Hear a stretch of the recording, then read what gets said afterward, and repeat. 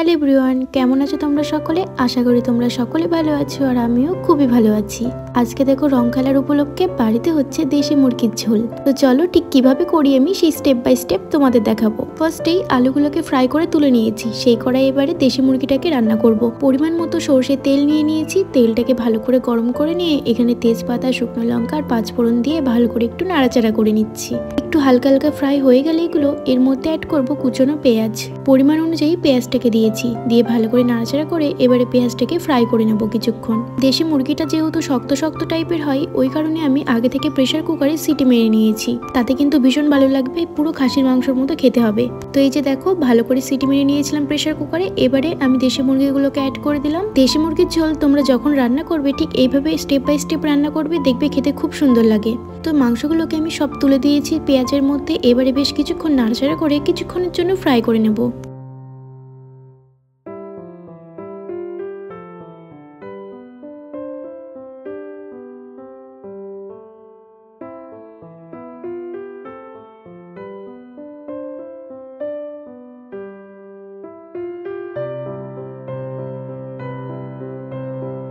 কিছুক্ষণ নাড়াচাড়া করে ফ্রাই করে নেওয়ার পর এখানে অ্যাড করছি লঙ্কা গুঁড়ো। এখানে কিন্তু দু রকমের লঙ্কা গুঁড়ো অ্যাড করা আছে, ওই লাল মির্চ আর কাশ্মীরি দুটোই অ্যাড করা আছে। দিয়ে একটু নাড়াচাড়া করে আবারও কিছুক্ষণ ফ্রাই করে নেব।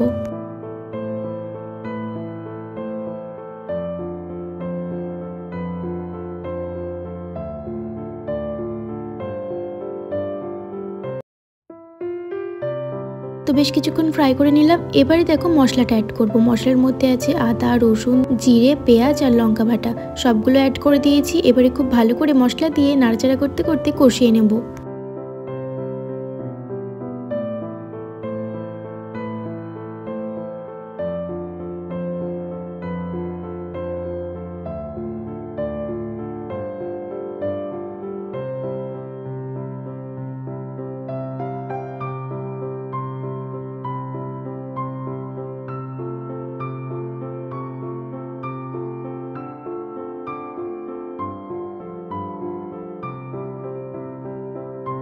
মশলাটা দিয়ে একটু নাড়াচাড়া করে এবারে অ্যাড করছি পরিমাণ মতো হলুদ গুঁড়ো আর স্বাদ অনুযায়ী নুন। ব্যাস, আর তো কোনো মশলা অ্যাড করার নেই। এবারে খুব ভালো করে কিন্তু কষিয়ে নিতে হবে।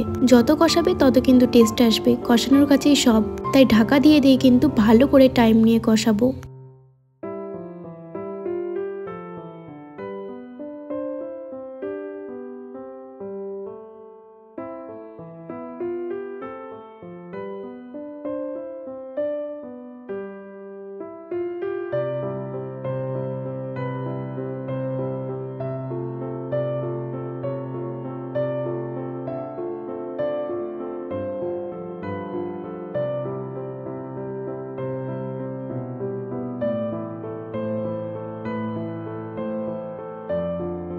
তো বেশ কিছুক্ষণ পর ঢাকাটা খুলে এবারে অ্যাড করব ফ্রাই করে রাখা আলুগুলোকে। এখনো কিন্তু অনেকক্ষণ কষবে, তাই আলুগুলো এই মাঝামাঝি টাইমে অ্যাড করে দিলে আলুগুলো ভালো মতো সিদ্ধ হয়ে যাবে।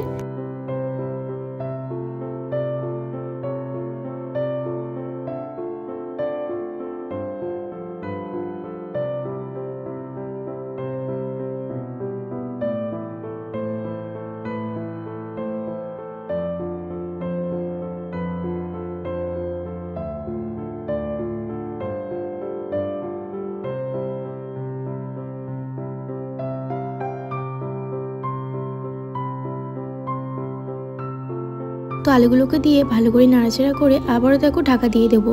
আবারও কিছুক্ষণ ঢাকা দিয়ে কষানো হোক। বেশ অনেকক্ষণ পরই ঢাকাটা খুলে মাংসটা কিন্তু পুরোপুরি কষে গেছে, দেখেই তো বোঝা যাচ্ছে পুরোপুরি কিন্তু কষে গেছে। আলুগুলো ভালো মতো অলরেডি সিদ্ধও হয়ে গেছে। এবার একটু নাড়াচাড়া করে নিই, তারপরে পরিমাণ মতো জলটাকে অ্যাড করব।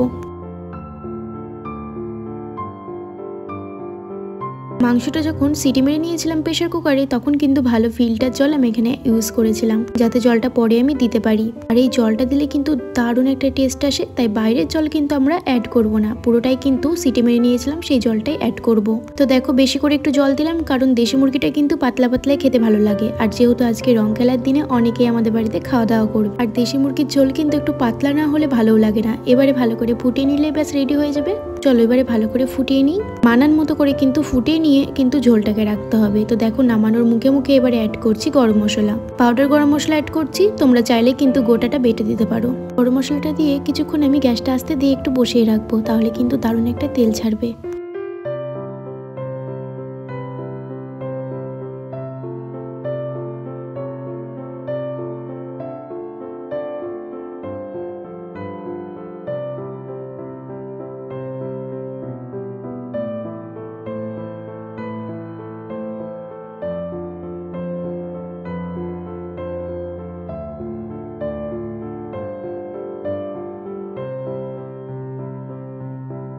তো দেখো ফাইনালি কিন্তু আমার দেশি মুরগির ঝোল রেডি হয়ে গেছে। কেমন লাগলো ভিডিওটা অবশ্যই জানিও। আজকে এতটুকুই, আবার আসবো, টাটা।